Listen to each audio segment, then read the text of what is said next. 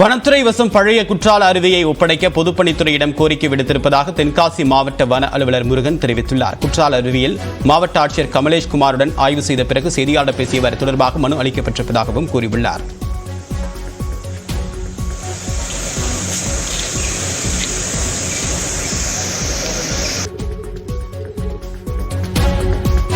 Old falls இப்போதைக்கு வனப்பகுதிக்குள்ளே தான் இருக்குது.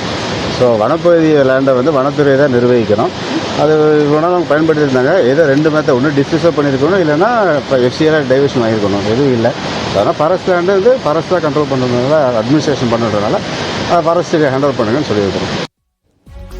பழைய குற்றாலம் அருவியை வனத்துறையிடம் ஒப்படைப்பது பற்றி விரிவாக ஆலோசிக்கப்பட்ட பிறகே முடிவெடுக்கப்படும் என்று மாவட்ட ஆட்சியர் கமலேஷ்குமார் தெரிவித்துள்ளார்.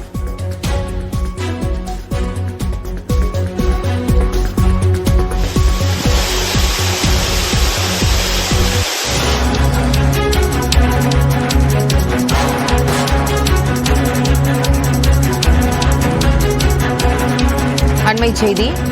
கோவை சரவணம்பட்டி ராணுவ வீட்டு வசதி வாரிய குடியிருப்பு வளாகத்தில் பூங்காவில் விளையாடிக் கொண்டிருந்த 2 குழந்தைகள் உயிரிழந்துள்ளனர். அண்மைச் செய்தியாக பார்த்துக் கொண்டிருக்கிறோம்.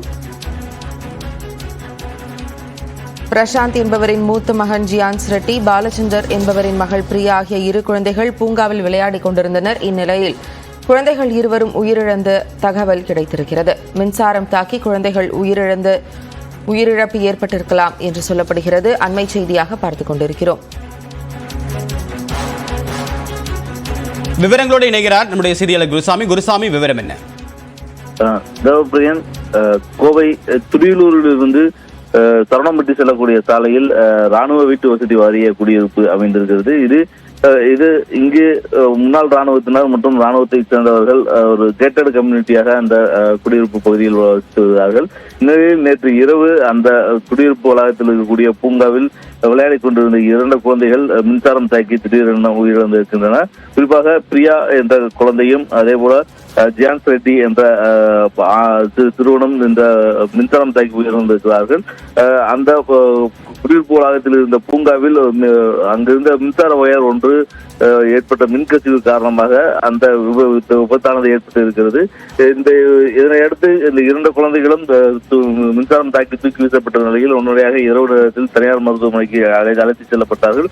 அந்த தனியார் மருத்துவமனையில் அவர்கள் இருவரையும் பரிசோதித்த போது இருவரும் உயிரிழந்திருப்பது தெரிய வந்திருக்கிறது. இதனைத் தொடர்ந்து 2 குழந்தைகளின் உடலும் கோவை அரசு மருத்துவமனைக்கு கொண்டு வரப்பட்டிருக்கிறது. இது தொடர்பாக சரவணம்பட்டி காவல்துறையினர் வழக்கு பதிவு செய்து விசாரணை மேற்கொண்டு வருகிறார்கள். அந்த குடியிருப்பு வளாகத்தில் அந்த பூங்கா பராமரிப்பு மற்றும் அந்த குடியிருப்பு நிர்வாகிகள் உள்ளிட்டோரை தற்போது விசாரணைக்கு உட்படுத்தி வருகிறார்கள். இது தொடர்பாக சரவணம்பட்டி போலீசார் தொடர்ச்சியாக விசாரணை மேற்கொண்டு வருகின்றனர். இந்த குழந்தைகள் உயிரிழந்த சம்பவம் அந்த குடியிருப்பு வாசிகள் மத்தியில் ஒரு மிகப்பெரிய அதிர்ச்சியை ஏற்படுத்தியிருக்கிறது. தகவலுக்கு நன்றி குருசாமி.